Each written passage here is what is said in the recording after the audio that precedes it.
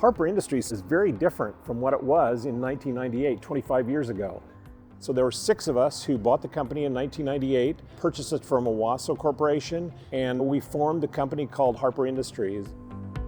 This company has been built on exceptional values. This last year, we condensed it into 4 values. Trustworthy. We depended on each other. Driven. We're self-starters. Humble. We lead by serving. Authentic. We speak the truth.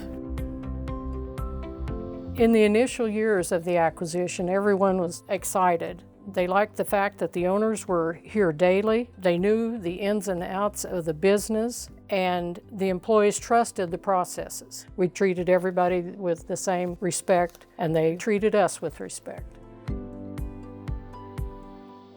The end of our first decade at Harper Industries are our most difficult. In 2008 and 2009, it was a scary time. We didn't know if we were going to have jobs. The banks were closing. Unemployment was rising. The company made us aware that they were in good enough shape to get us through the next few years. 15 years after recession, I'm still proud to be here. The next 10 years, our business saw great organic growth. We grew in almost every division. During the time where we saw this growth, it was critical for us to remain humble and stay grounded so that we kept to our core values. Keeping those roots is just very important to our entire organization and our culture here. I believe our core values are fundamental for a successful business. Our most recent years in business has brought our greatest growth along with our greatest challenges.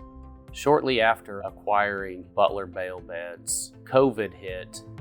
I believe coming out of COVID, we needed to put a refocus on genuine conversations with people at Harper Industries. Authentic communication is key to success here.